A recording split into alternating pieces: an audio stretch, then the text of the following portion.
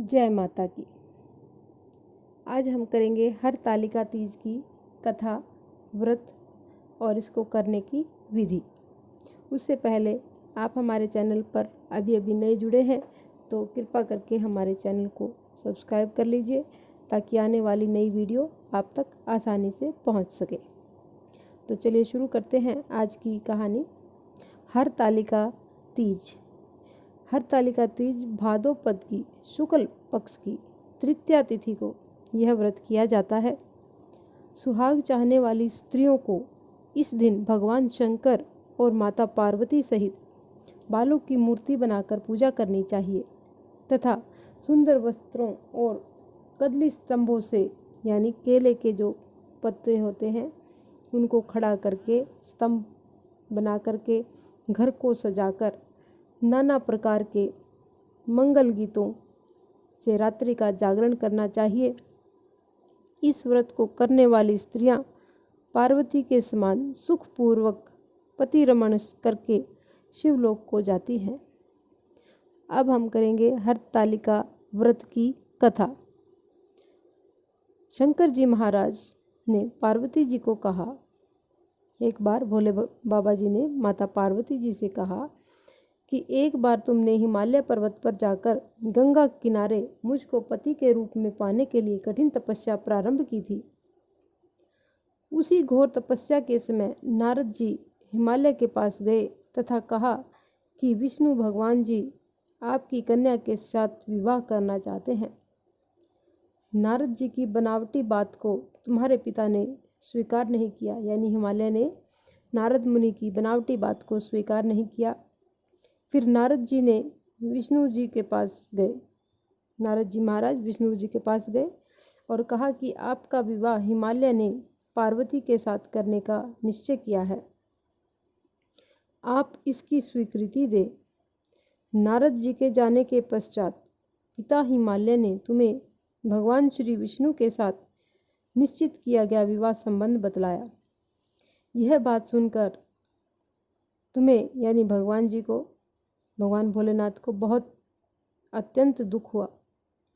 एक सखी के द्वारा दुख का कारण पूछे जाने पर तुमने कहा कि मैं इधर भगवान शंकर के साथ विवाह करने के लिए कठिन तपस्या कर रही हूँ।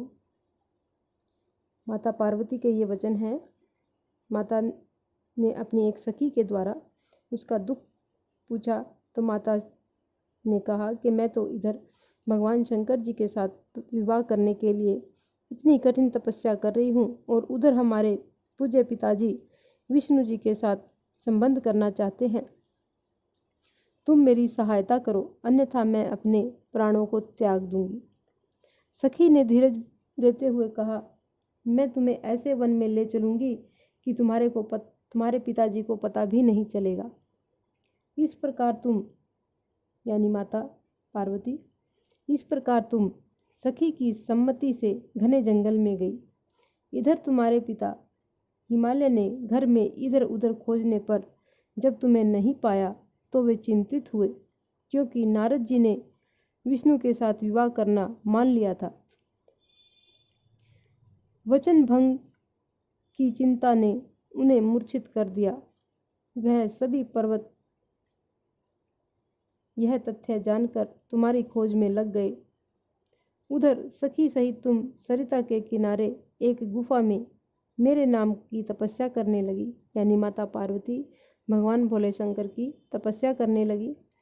भाद्रपद शुक्ल तृतीया को उपवास रखकर तुमने सिकता का शिवलिंग स्थापित करके पूजन तथा रात्रि जागरण भी किया।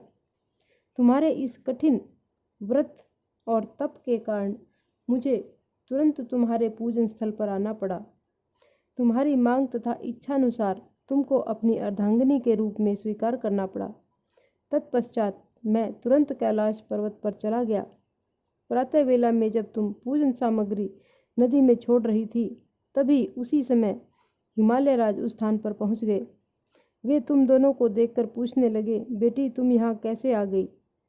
तब तुमने विवाह वाली बात सुना दी। वे तुम्हें घर बुला लाए। तब शास्त्र विधि से तुम्हारा मेरे साथ विवाह हुआ। हरतालिका व्रत का नामकरण सखी द्वारा हरि जाने पर इसका नाम हरत आलिका पड़ गया। शंकर जी ने माता पार्वती से यह भी बताया, जो स्त्री इस व्रत को परम श्रद्धा से करेगी उसे तुम्हारे समान ही अचल सुहाग मिलेगा। इस प्रकार से हरतालिका व्रत की कथा यहाँ पर संपन्न होती है।